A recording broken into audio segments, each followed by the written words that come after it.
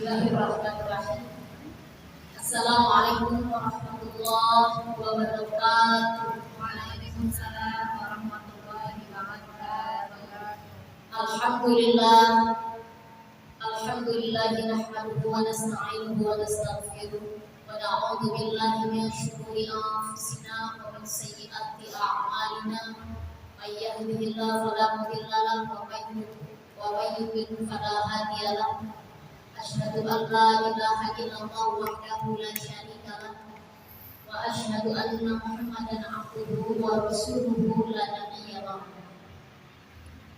Allahumma shalli ala sayyidina Muhammadin sholatan taj'alna biha min ahlil ilmi zahiran wa batinan wa tahsyuruna bi ibadikas shalihin.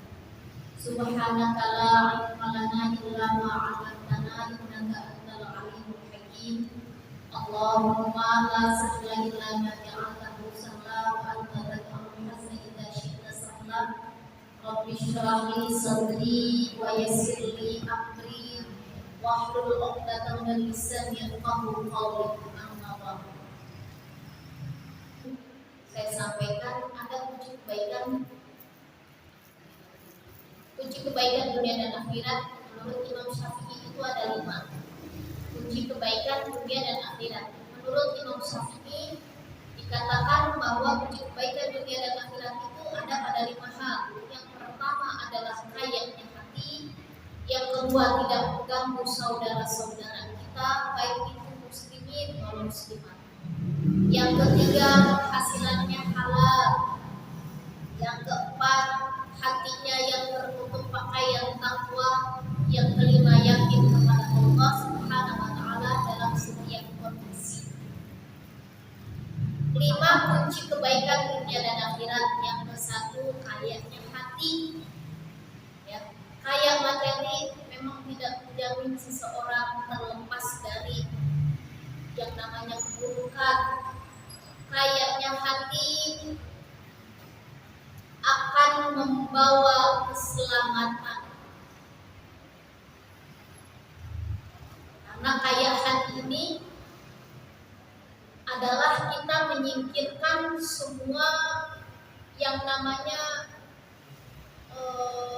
rasa dendam, dengki, iri. Saya sampaikan satu kisah. Ada seorang perempuan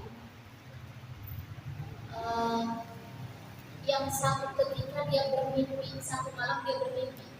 Mimpinya apa? Dia melihat ada banyak orang yang terpenjara itu. Ada banyak orang-orang yang terpenjara. Lalu mereka meminta tolong. Di dalam mimpi itu si perempuan ini kebingungan. Ada di sebuah kamar yang terpenjara, lalu dikunci. Kuncinya saja sudah berkarat. Si perempuan ini di dalam mimpi, kata dia itu di dalam mimpi itu orang siapa? Tapi gelap ya, tapi banyak orangnya. Setelah itu, bagaimana sih? Mereka pada minta tolong. Lalu kata perempuan ini begini, saya nggak bisa nolongin apa-apa. Kata perempuan. Besokan harinya, mimpi itu malam besok terulang lagi. Setelah dia merasa mimpi itu sering datang hampir setiap malam, ternyata sakit. Perempuan ini jadi sakit. Seorang malam pada akhirnya dia datang kepada seorang ahli hikmah. Dia mau berobat karena saya tidak mungkin dulu ada mimpi yang selalu datang pada saya. Di dalam mimpi saya ada sebuah kamar yang berpenjara. Yang di situ banyak orangnya. Mereka minta tolong, tapi saya nggak bisa nolongin. Dan di penjara itu sudah ada pembuknya dan berkarat. Lalu si ahli hikmah ini menyampaikan, saya kasih kunci. Kata seorang ahli hikmah, saya kasih kunci. Kamu kalungin di sini. Ini ada kunci emas, kamu kalungkan di sini. Kamu kalungkan, kamu bawa tidur. Dan bersikirlah kamu sebelum tidur. Kata seorang ahli hikmah. Kalau kamu bermimpi, nanti kamu mimpi ini lagi.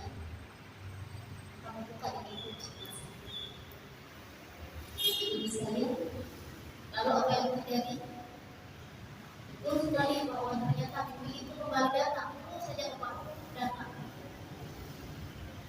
Si perempuan ini pada saat di dalam mimpinya, ternyata dia melihat bahwa ternyata orang-orang yang ada di dalam kamar yang terpenjara itu, ternyata yang pertama yang satu adalah mertua yang dia benci, lalu saudara-saudara iparnya, lalu teman-temannya yang dia benci, lalu ada hewan, ada anjing yang belum pernah ngejar dia. Ibu sekalian yang dirahmati Allah, akhirnya si perempuan ini tadinya mau buka kunci, mau buka dengan kunci emas yang dikasih oleh seorang wanita itu. Kira-kira dibukain apa enggak? Diselamatin apa enggak? Enggak. Betul sekali. Jadi dia tidak mau membuka, tidak mau menyelamatkan. Padahal mereka teriak-teriak minta diselamatkan di dalam mimpinya itu. Mereka diselamatkan. Ada orang pasti dia seperti kenapa harus enggak harus ya udah dibiarin aja. Ya tapi itu cuma saya berarti adiknya. Besokan harinya ternyata dia masih harus seperti ini. Kalau sakit-sakit. Dia datang lagi pada ahlinya. Kata ahli, kemarin kamu sudah mimpi lagi ya begitu. Kalau bahasa kita ini, tapi aku bukan mau bilang. Ternyata kan mereka itu orang-orang yang aku benci. Ini kesempatan kamu sekali lagi kata ahlinya. Kalau kamu mimpi ini lagi, kamu harus lakukan. Agar apa? Salah satunya agar kamu sehat, ya, nggak sakit lagi. Betul sekali. Dugaannya bahwa ternyata di malam harinya lagi dia mimpi. Karena si perempuan ini pengen sehat badannya, akhirnya dia mau tidak mau. Pada saat mimpi itu datang, dia menyelamatkan di dalam mimpinya itu, walaupun dengan susah payah, karena gemboknya itu sudah berkarat, akhirnya dipakailah emas itu. Lalu semua orang-orang yang ada di kamar penjara itu semuanya bisa diselamatkan keluar semua. Dengan izin Allah, dia terbangun besok harinya dan dia ada dalam kondisi sehat. Lalu apa yang disampaikan seorang ahli iman? Itulah yang datang kepada dirimu, karena sebetulnya hatimu itulah yang terkunci.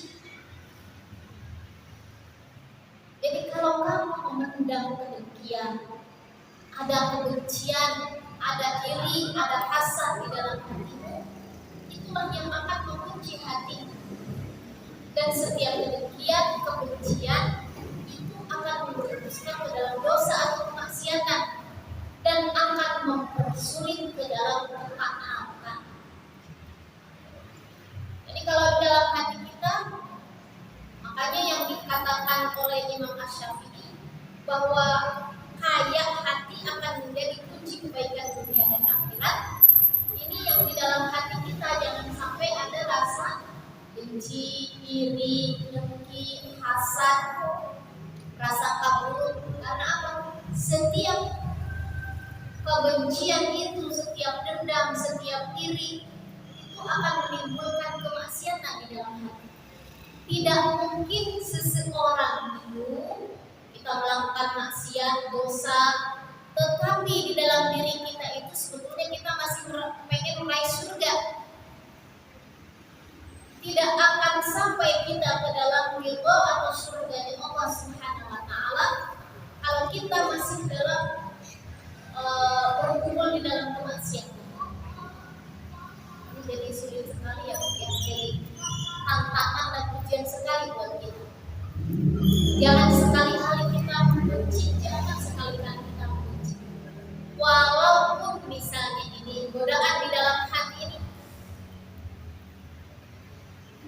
kadang-kadang misalnya masih ada rasa kesel, benci, marah. Ini mesti harus dengan sebuah tenaga kita menghapus. Pastinya juga kalau itu perlu usaha ya, perlu usaha banget. Pengen gak marah, pengen menang, gak marah, gak kesel. kan kita sendiri yang pinter-pinter mengolah hati kita. Tapi kalau kita tahu dampaknya, kalau terus kita turutin marah kita, iri kita, benci kita, kalau terus menerus kita turutin, maka itu yang akan mengunci hati kita sampai nanti jadi berkarat. Kalau udah karatan susah. Kita lihat aja kalau misalnya meja, kalau kita punya barang-barang, kalau terus saja kita bersihin, ya, itu ibaratnya dengan kita selalu melakukan amalan soleh, kita bersihin lagi, ada debu dikit-dikit, kita elapin lagi. Tapi kalau enggak, kalau kita antepin, enggak kita bersihin, kita pastikan nanti akan berkarat. Barang itu seperti itu, udah susah nanti. Nah, apalagi hati. Jadi mudah-mudahan ini kayaknya hati kata Imam Syafi'i adalah kebaikan dunia dan akhirat. Yang kedua, tidak mengganggu saudara-saudara seperti hal yang sedang dibicarakan oleh Israel kepada rakyat yang ada, warga yang ada di Gaza di Palestina. Mereka mengganggu saudara-saudara kita yang mungkin yang muslim yang ada di sini. Kita sekalian yang tahu ilmunya, jangan sampai kita mengganggu saudara-saudara kita. Mengganggu ini membuat mereka tidak nyaman. Mengganggu ini bisa saja mengganggu dalam hal pikiran. Jangan sampai kita mengganggu ketenangan, kenyamanan saudara-saudara kita. Yang ketiga, penghasilannya halal. Walaupun kita dari hasil pekerjaan itu mungkin tidak banyak bentuk secara material, tetapi selama itu halal, insya Allah itu tidak akan memberatkan kita kelak saat dihisab oleh Allah Subhanahu wa Ta'ala. Semuanya nanti kita akan dihisab, waktu, kesehatan kita, dan juga penghasilan kita. Dari mana kita dapatkan dan kemana kita belanjakan. Dan kita harus juga berhati-hati. Penghasilan yang halal itu akan membuahkan ke dalam ketaatan. Lalu rezeki penghasilan yang haram itu akan membawa ke dalam dosa atau kemaksiatan. Jadi harus hati-hati. Apapun profesi kita, utamakan bahwa penghasilan, bahwa rezeki yang kita terima itu halal.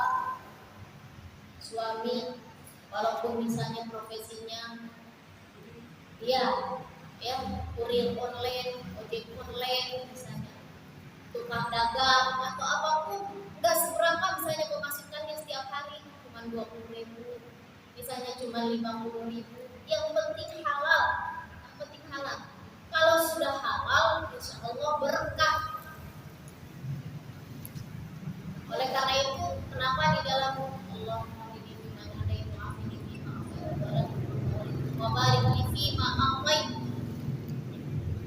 dan keberkahan itu yang kita terima, yang kita nikmati sudah banyak, lalu berkah, dan itu bisa kita syukuri. Kalau berkah mah yang tadinya sedikit juga cukup. Kalau berkah. Tapi kalau yang haram, bukan hanya saja akan mengalir ke darah kita, ke anak-anak kita. Itu kalau rezeki yang haram, penghasilan yang haram, akan menimbulkan suatu kemaksiatan. Bisa dilihat kalau anak-anak yang diberikan nafkah yang halal, itu dia akan tumbuh dengan baik. Dan bisa jadi anak yang soleh. Tapi kalau seorang anak dia tumbuh dari rezeki yang haram, darahnya, dagingnya itu dari rezeki yang halal, yang haram, dari sesuatu yang haram, yang Allah tidak sukai, itu bisa dipastikan akhlaknya juga tidak akan baik. Jadi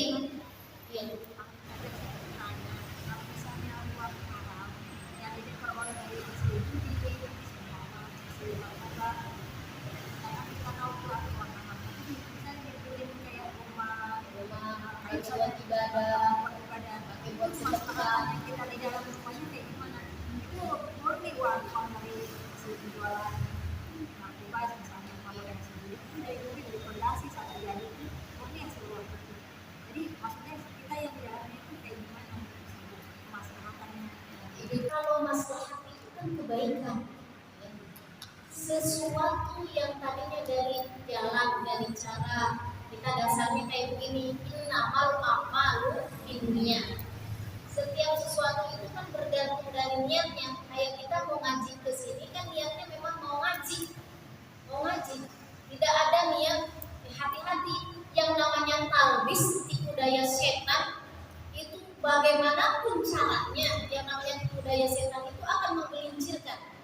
Akan kita niatnya ini mau bikin rumah, kita niatnya ini kan biar bisa sedekah, biar bisa ibadah yang lainnya, gitu ya. Biar indah kan dipakai, tidak bisa seperti itu rumusnya. Untuk meraih sebuah keberkahan, kemaslahatan harus dengan cara-cara yang baik. Selain sekali tidak juga dengan cukup niat yang baik.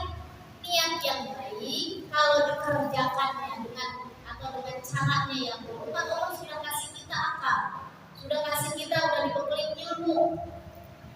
Akan seperti apa nanti kemaslahatannya kalau misalnya dari uang judi lalu dibikin rumah, dari mulai fondasi sampai apapun gitu ya. Yang mengerjakan perbuatan dosanya, maksiatnya, judinya dia dalam dosa. Misalnya suami, istrinya tahu, lalu ngediemin, ya juga akan terbawa ke dalam dosa. Karena ketahui sudah dipastikan bahwa yang judi itu hukumnya haram, Allah nggak suka, ya, haram, dan Allah tidak meridhoi hal itu. Kalau ini dibiarkan, artinya misalnya ini perbuatan suaminya, si istrinya ngebiarin, ada lupa, dari nggak apa-apa kan ini juga bakal sama saja, dia mendapatkan dosa yang sama walaupun si istri ini ikut judinya, tapi dengan dia membiarkan suaminya dalam perjudian itu, lalu dia tahu uang yang didapatkan ini adalah uang haram. Jadi rumahnya haram. Iya, bukan artinya ke rumahnya, bukan artinya ke rumahnya ya, tapi rezeki yang didapatkannya ini yang memang tidak halal. Masalahnya bagaimana? Tidak akan menjadi sebuah keberkahan di dalam rumah itu. Karena kita kan pengen punya rumah juga, rumah yang barokah, ya. Pengen punya rumah yang tenang, rumah yang berkah. Untuk menjadi rumah yang berkah ini apa? Rumahnya dibangun dari uang yang halal, ya. Untuk kita mendapatkan rumah yang barokah juga ada amalan-amalan yang mesti kita jaga. Masuk ke dalam rumah kita baca sholawat, masuk ke dalam rumah kita baca muawwadzatayn, masuk ke dalam rumah kita baca ayat kursi. Termasuk penghuni-penghuni yang ada di dalam rumah itu juga orang-orang yang soleh, yang solehah. Artinya semua kemaksiatan itu jangankan kita hindari, kita harus tinggalkan sekecil apapun. Artinya saja menghindari, tapi betul-betul harus kita tinggalkan. Maslahat itu kan artinya kebaikan. Jadi apapun jika datangnya dari sesuatu yang haram, maka dia tidak akan menjadi halal. Tidak akan ada kemaslahatan. Oleh karena itu suami istri ini mesti sama-sama punya ilmu, harus jadi partner yang baik, saling ingetin. Suaminya nggak bisa diingetin, suaminya misalnya nggak bisa diingetin, harus terus berupaya mengingatkan. Jangan bang, yang bawa duit 100 juta mulai judi, mendingan bawa duit 100.000 mulai gojek. Karena apa? Azab Allah yang akan menanti seseorang tatkala dia akan lulus ke dalam neraka. Terus sekalian, itu barangkali ya. Jadi yang ketiga penghasilannya halal, yang keempat hati yang tertutup pakai yang takwa, dan yang kelima yakin kepada Allah Subhanahu Wa Taala dalam setiap kondisi. Kita yang keempat hati yang tertutup maksudnya hati yang dipenuhi pakaian takwa, hati yang dipenuhi dengan pakaian takwa. Dan yang kelima, yakin kepada Allah dalam setiap kondisi. Yakin kepada Allah dalam setiap kondisi. Itu sekalian yang dirahmati Allah. Dalam setiap amalan kita tentunya memang yang mesti dijaga itu adalah niatnya.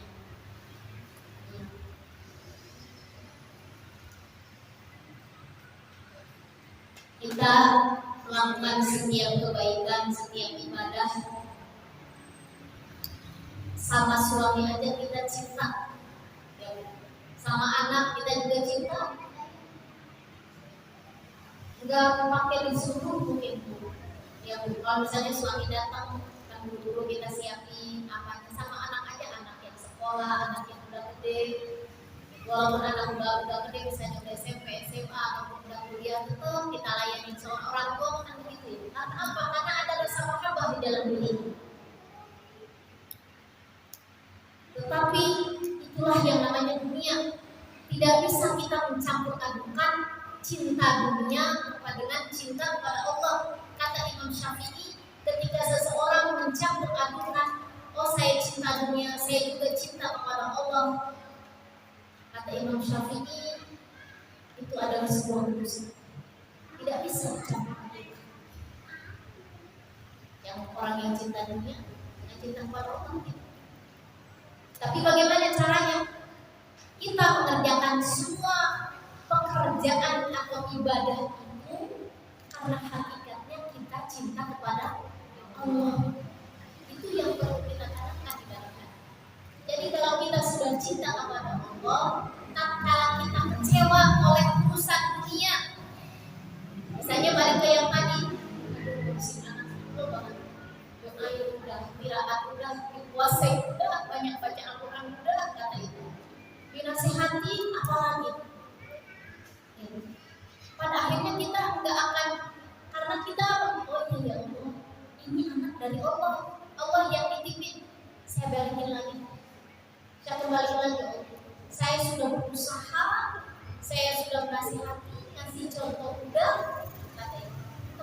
Balikin lagi, minta yang terbaik, takdir banget. Tapi jangan sampai kita begitu sadar, ya Allah, mau diapain itu anak. Tapi bukan begitu kalimatnya. Ya Allah, saya minta takdir yang terbaik buat anak saya. Tetap yang sampai keluar kata-kata kita yang sepasrahnya dari kedua orang tua pada dia. Ya Allah, saya berdoa udah, ya Allah, setiap tahajud saya minta untuk sokehan suami saya, misalnya anak saya, teman saya.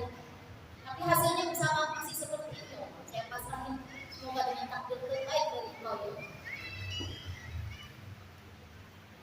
Dan yang terakhir, pasrah yakin kepada Allah dalam setiap kondisi. Kita lihat bagaimana keimanan orang-orang yang ada di Palestina. Ya, kita lihat orang-orang ya, warga-warga yang ada di Gaza di Palestina itu adalah hamba-hamba Allah yang terpilih, hamba-hamba pilihan Allah, yang tauhidnya kuat, yang keimanannya kuat, akidahnya kuat. Mereka yakin bahwa ini semuanya adalah takdir dari Allah. Kalau mau, mungkin mereka juga meninggalkan negara ini. Mereka tetap terus membela yang namanya Baitul Maqdis. Mereka tetap bertahan di sana karena memang itu tanah mereka. Itu tanah mereka.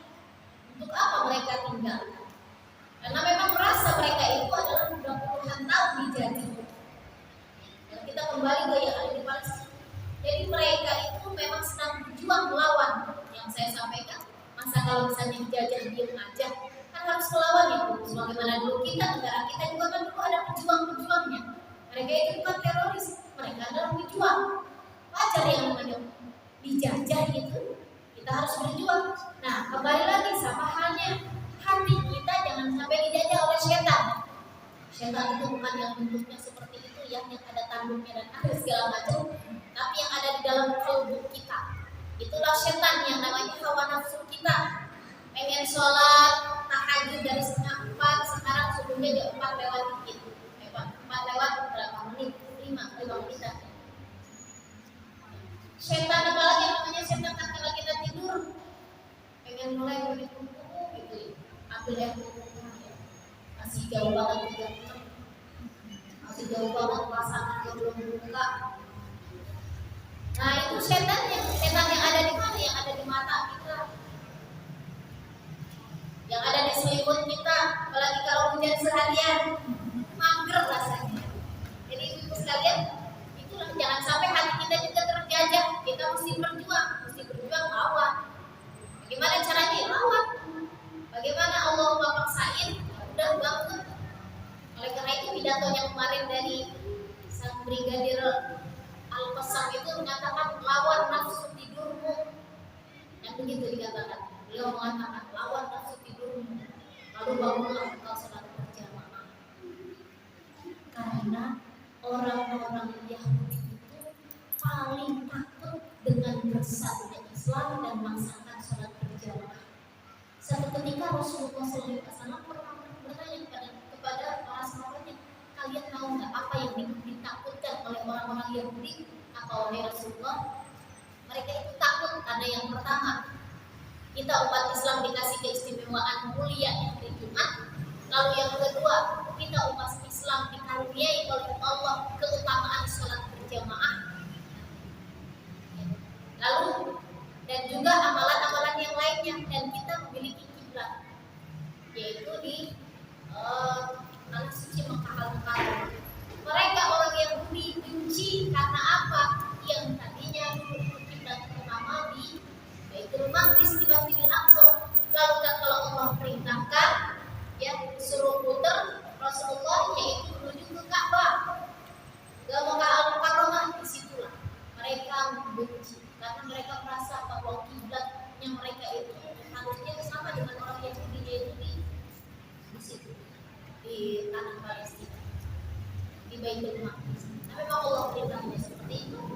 Itulah orang Yahudi, dan dengan karakteristiknya orang Yahudi, mereka itu sampai hari kiamat mereka akan tetap yang namanya membenci Islam. Ya, karena itu mereka itu tidak bisa percaya. Kemarin menjaga senjata yang beritanya mereka mengatakan ingkar itu ya, dan pada akhirnya mereka mengakui itu kemarin dikubur-kuburkan bahwa yang orang-orang yang ada di rumah sakit Al-Shifa di bawah itu, yang itu adalah Hamas juga. Hamas yang membangun. Pada akhirnya kemarin berubah itu propagandanya, kebohongannya, bahwa memang sebetulnya terowongan yang ada di rumah sakit Al-Shifa itu di bawahnya mereka juga ternyata Yahudi juga ternyata yang bangun. Itu ada satu kebohongan propaganda untuk menjatuhkan kaum muslimin ini. Pada akhirnya terbuka. Dan insya Allah pertolongan Allah segera datang. Insya Allah. Baiklah ibu sekalian, barangkali itu pelajaran pada hari ini. Mudah-mudahan ada manfaatnya. Mohon maaf apabila ada kesalahan. Marilah kita tutup dengan sama-sama membacakan surah Al-Asr. Bismillahirrahmanirrahim. Wal 'asr innal insana lafi khusr illa alladziina aamanu wa 'amilus shalihaati wa tawassaw bil haqqi wa tawassaw bis sabr. Shadaqallahul 'azim. Subhanallahumma wa bihamdika asyhadu an la ilaha illa anta astaghfiruka wa atubu ilaik. Sekalian sehat-sehat panjang umur ya semuanya. Insyaallah kita akan belajar hebat. Terima kasih atas kedatangannya. Wassalamualaikum warahmatullahi wabarakatuh.